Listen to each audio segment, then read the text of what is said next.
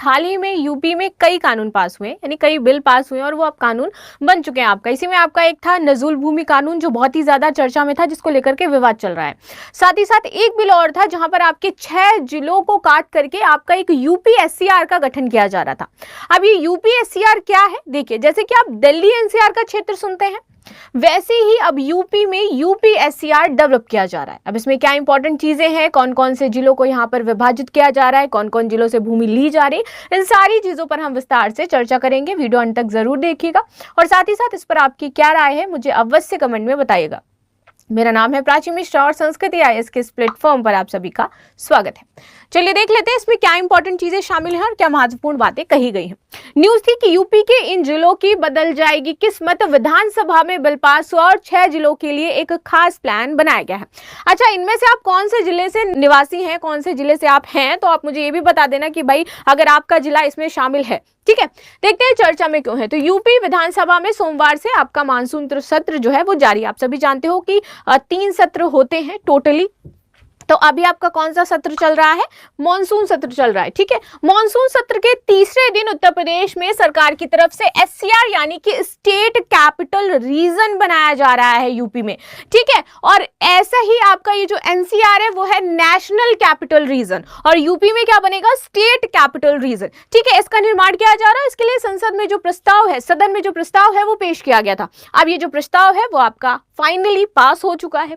आगे देखते हैं, जिसके बाद आप देखोगे एनसीआर की तर्ज पर एससीआर बनाने की जो तैयारी है वो विधेयक विधानसभा में पास हो गई है। अब ये शुरू हो जाएगा, लेकिन इसके लिए 6 जिले सिर्फ चुने गए हैं। अब ये 6 जिले कौन से हैं, देखिए, इन जिलों के आसपास का क्षेत्र होगा कौन कौन से, लखनऊ, हरदोई, सीतापुर, उन्नाव, रायबरेली और बाराबंकी। इसमें ये 6 जिले आपके शामिल किए गए हैं और इन 6 जिलों से टोटल जो आपका क्षेत्र लिया जाएगा, टोटल जो भूमि ली जाएगी वो होगी 27,826 वर्ग किलोमीटर, यानी कि 27,826 वर्ग किलोमीटर में आपका ये जो एससीआर है वो बनने वाला है।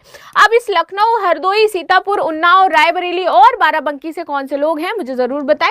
इसका मुख्यालय जो होगा वो राजधानी बनेगा, यानी कि लखनऊ में इसका मुख्यालय बनने वाला है आपका। ठीक है, तो कहां पर मुख्यालय होगा, लखनऊ में।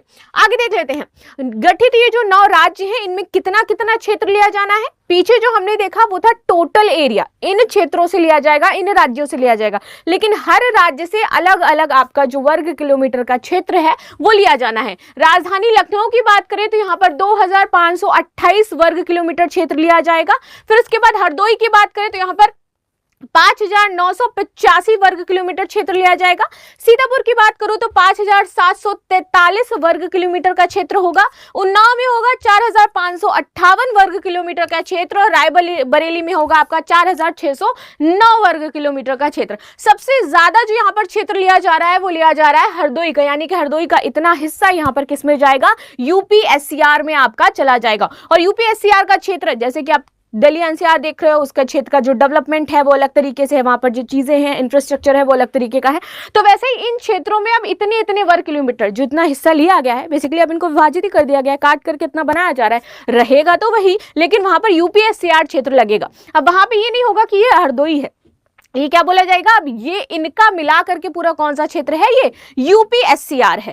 ठीक है, आगे देख लेते हैं। बाराबंकी से आपका लिया जा रहा है 4,402 वर्ग किलोमीटर के आसपास का क्षेत्र। यहां पर फाइनली नोटिफिकेशन गवर्नमेंट ने जारी कर दी है और इतने अब ये वर्ग किलोमीटर के क्षेत्र पर यदि अतिक्रमण होगा तो उसको हटवाया जाएगा। किसी ने गैर कानूनी तरीके से यहाँ पर घर बना रखे होंगे तो उनको भी हटवाया जाएगा।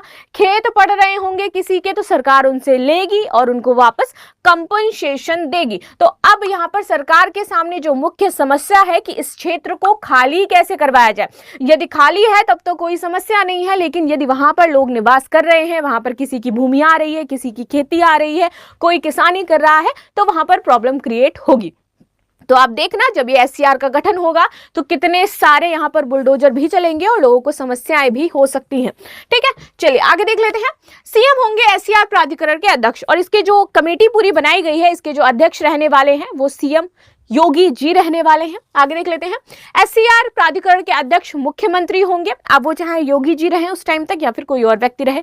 आगे देख लेते हैं, जबकि मुख्य सचिव यहाँ पर उपाध्यक्ष जो रहे वो होंगे। वहीं विभागीय अपर मुख्य सचिव में विभागीय सचिव, कई महत्वपूर्ण विभागों के अपर मुख्य सचिव और सचिव पदेन सदस्य इसके होने वाले हैं। यूपी के 6 जिलों के इन 6 जिलों के पूरा जो आपका बाराबंकी है, हरदोई है, ठीक है, उन्नाव है, लखनऊ है, इन सभी जिलों के उस दौरान जो डीएम होंगे वो इसमें शामिल होंगे और विकास प्राधिकरण के वहां के इन 6 जिलों के विकास प्राधिकरण के जो अध्यक्ष होंगे उनको इसमें शामिल किया जाएगा, क्योंकि उनको क्या होगा, इन जिलों के बारे में ज्यादा नॉलेज होगी, बिकॉज वो वहां पर रह रहे हैं और चीजों को समझ रहे हैं। उनको पता होगा कि कहां पर कितनी भूमि अनौपचारिक रूप से अधिग्रहित करके रखी गई है, कहां पर भूमि को गैर कानूनी तरीके से यूज किया जा रहा है। तो ये सारी चीजें यहाँ पर जो डेटा देने का काम है, कहाँ कितनी भूमि है वो इनको दिया जाएगा कि आप अपने जिले का डेटा हमें प्रदान करिए, कहाँ से कितना क्षेत्र लेना है, कैसे लेना है। इसके साथ ही मुख्य नगर और ग्राम नियोजक भी पटेल इसके सदस्य होंगे। भारत सरकार द्वारा नामित और रक्षा मंत्रालय द्वारा नामित अधिकारी भी इस प्राधिकरण के सदस्य होने वाले हैं और एससीआर प्राधिकरण के सचिव मंडलायुक्त लखनऊ होंगे। ठीक है, चलिए अब आगे देख लेते हैं। इसमें बुनियादी ढांचा संबंधी परियोजनाओं को इससे बढ़ावा मिलेगा। अब ये जो एससीआर का क्षेत्र बनाया जा रहा है, इससे लाभ क्या होने वाला है? इससे देखिए बहुत ही सारे लाभ होने वाले हैं। एक तो इससे संबंधित जो भी आपकी ढांचागत परियोजनाएं हैं, ठीक है, उनको बहुत ज्यादा बढ़ावा मिलने वाला है। ठीक है, क्षेत्रीय विकास प्राधिकरण अपने क्षेत्र के लिए संबंधित विकास प्राधिकरण, निगम, स्थानीय निकाय एवं विभिन्न सरकारी विभागों के